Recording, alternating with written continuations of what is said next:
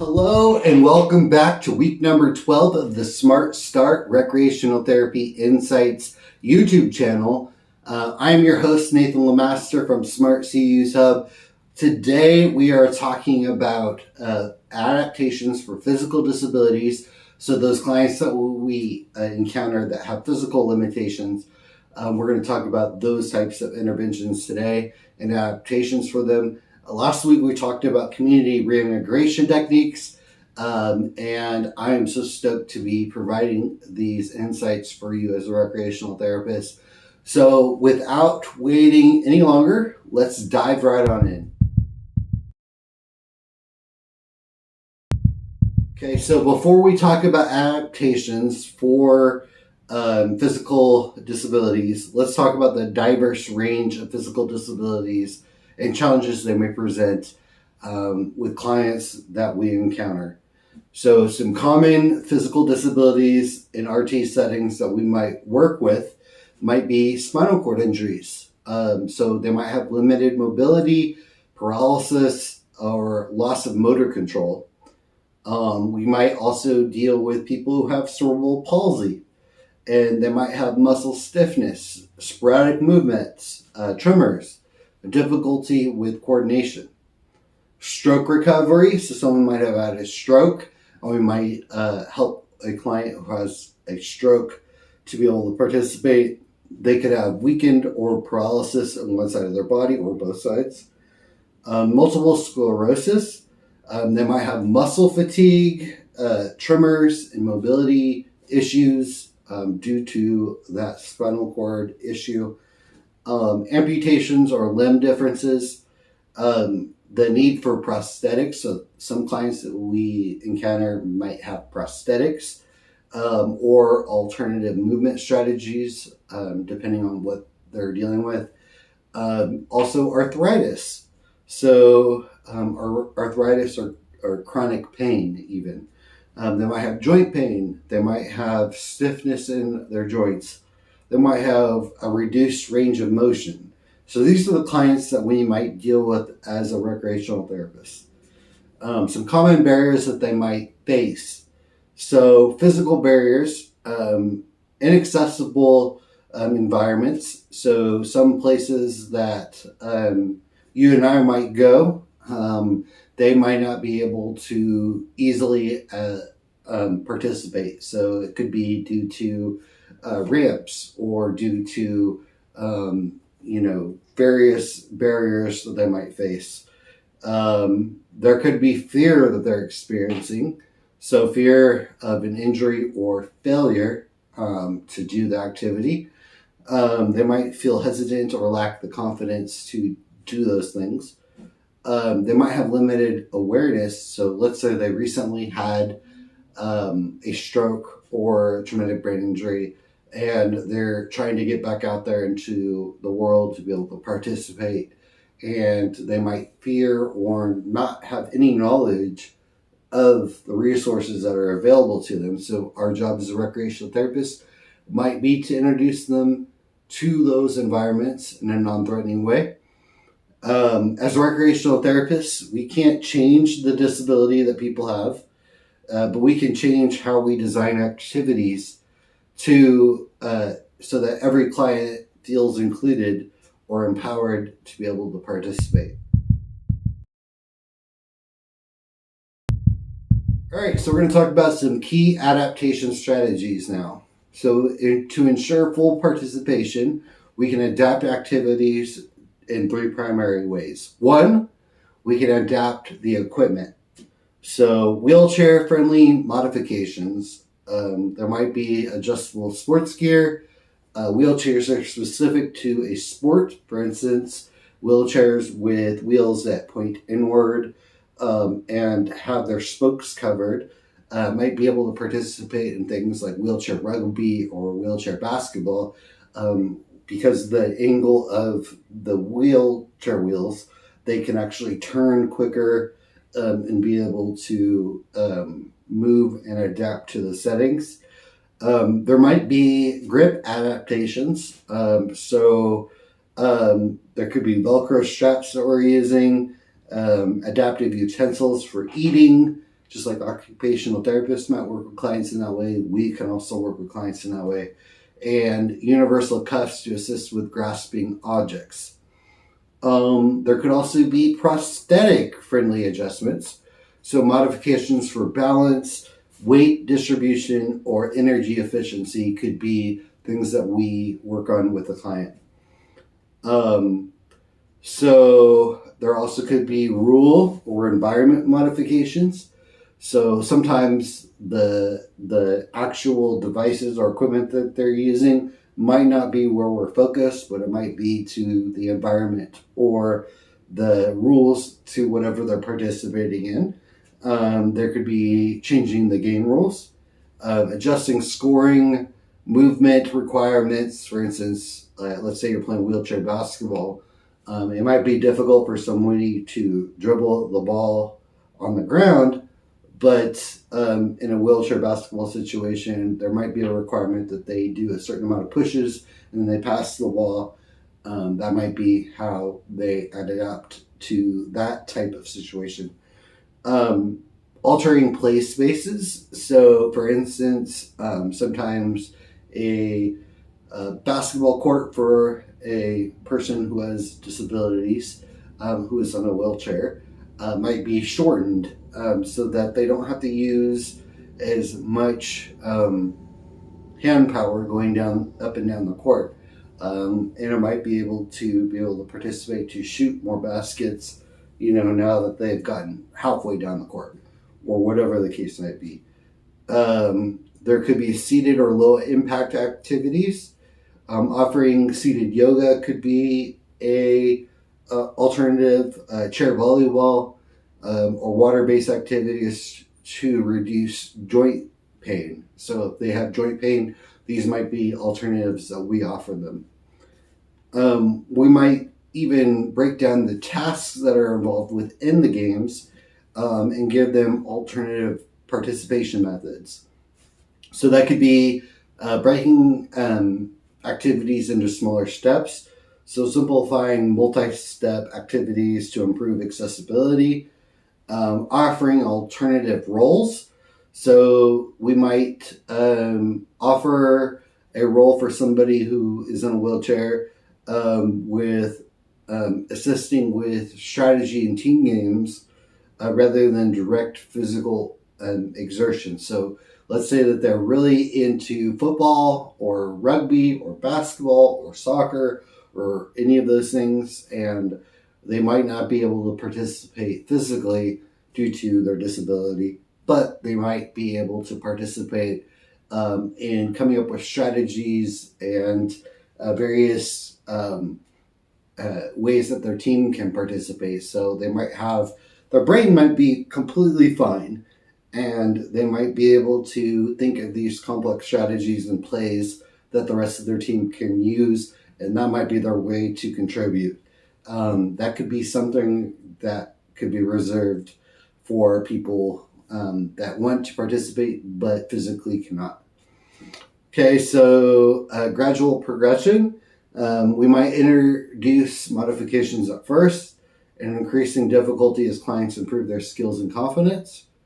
But with the right tools and adaptations, almost any activity can be modified to meet a client's abilities where they're at. I want to point that out today and really drive in that point. So just because somebody physically might not be able to participate, there are still other ways that they can participate or modifications that we can use that can help them to participate. All right, so some recreational therapy interventions for people with physical disabilities. Let's look at some effective RT interventions specifically designed for individuals with physical disabilities. So that could be adaptive sports and fitness activities, wheelchair basketball, tennis, rugby, high energy modified versions of popular sports. It could be hand cycling or recumbent bikes. Great alternatives for clients with lower mobility challenges. It could be aquatic therapy. So somebody who might have difficulty walking or extending their hands or their legs, might be able to do so in an aquatic environment to build up the strength of those muscles, which eventually then can maybe transition to outside of the water activities. We could do expressive art therapies. So adaptive art programs, such as using mouth sticks, foot planting techniques, or modified brushes for creative expression. So let's say somebody has limited hand mobility and they need to use a paintbrush. So I've seen certain RTs use duct tape where they wrap around the handle a bunch of times to where it creates a thickness to the brush, and the person's hands then can grasp onto the thicker brush and be able to participate using that modification. In music therapy, drumming circles, keyboard adaptations, or music-based relaxation techniques. So somebody might want to participate in drums. They might need some thickening of, let's say, the drumsticks, and that could be done the same way as the utensils. So wrapping duct tape around them or cushion around them to make it thicker so that they can participate. Theater and dance therapy. So seated dance routines could be an adaptation. So versus standing up, there could be dance activities that are meant for people in wheelchairs. Wheelchair choreography and adaptive role-playing exercises. So this might be some sort of group they're part of where they can participate using whatever skill level or physical ability that they possess. Okay, so outdoor and nature-based therapy, accessible hiking trails could be one way that we could adapt a trail to where they could participate. Sometimes somebody's in a wheelchair and what they need is flatter terrain, or they need wider terrain so that there are bushes and things in the way that are getting in the way of their wheels. That could be something that we do to adapt the physical environment. Could be gardening therapy, raised garden beds so they're higher up off the ground.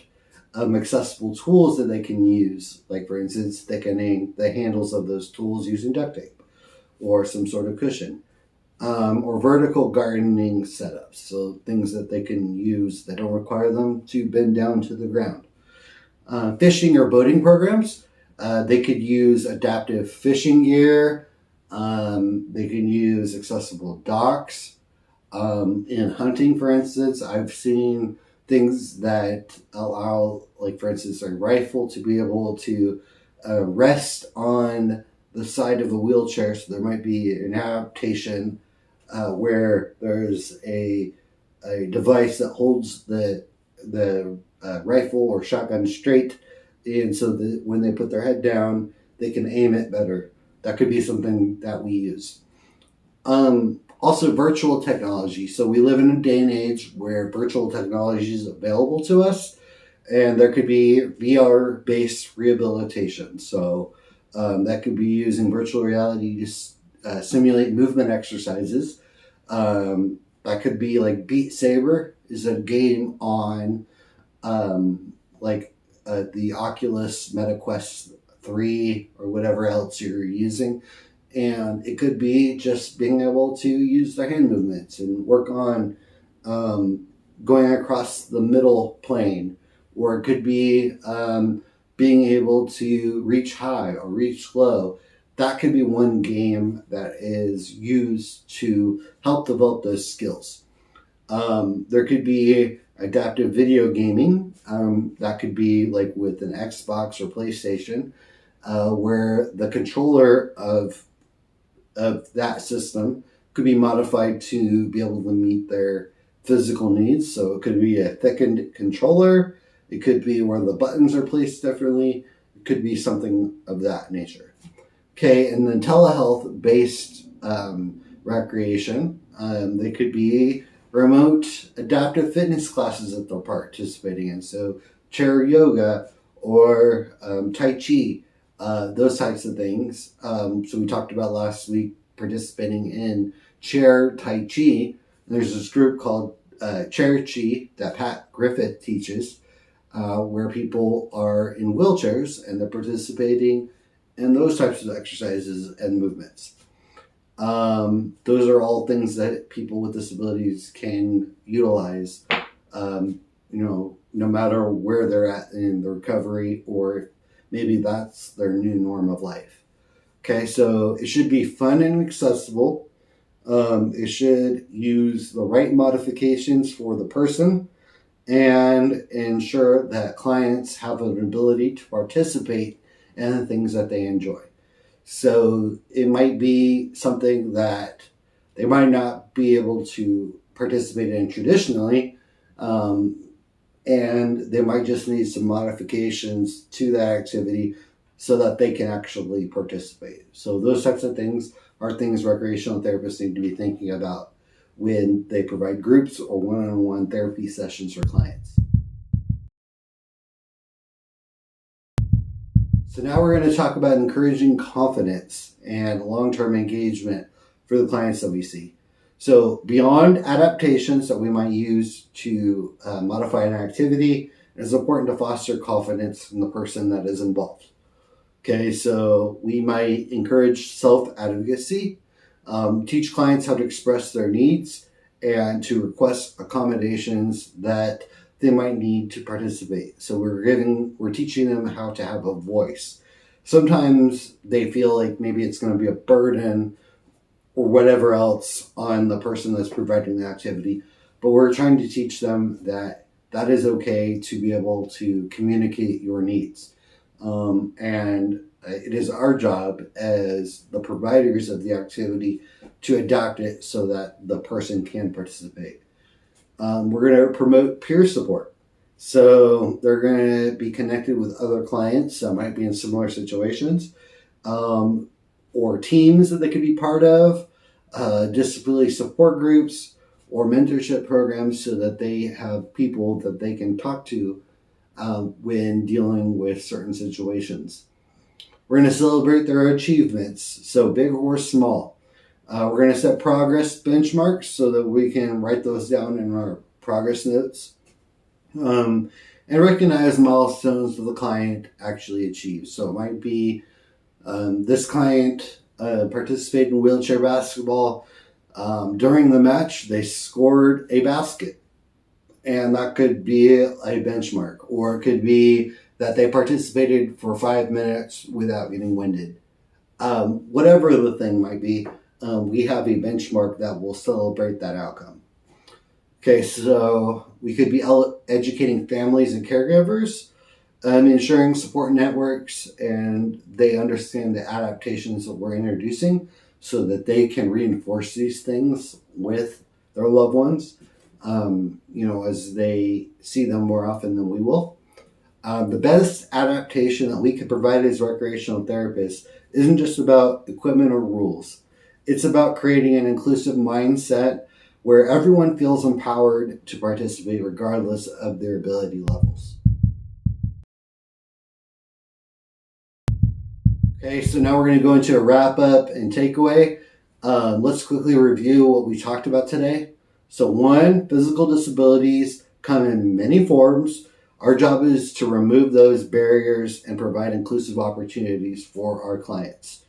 2, adaptations must be made through equipment, rule modifications, and task breakdown.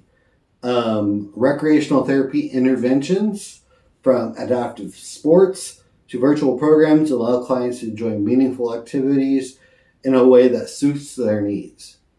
And then building confidence and long-term engagement ensures that adaptations lead to lasting participation, and not just when we're seeing the client, but after we're done seeing the client. And then ultimately increase quality of life. So that's it for week number 12. Thank you guys so much for tuning in as we talk about physical disabilities and adaptations that we as recreational therapists can use. Next week, we're going to talk about adaptations for cognitive and developmental disabilities. So we talk about a different realm that recreational therapists come across. And thank you guys so much for tuning in. If you haven't already, please subscribe to this channel, like this video if you found it useful. And I look forward to speaking with you as we continue this series all the way up to week number 52. And guys, I know this is Monday. You're about to start your week. So I wish you a good week. And as always, recreational therapists, stay classy.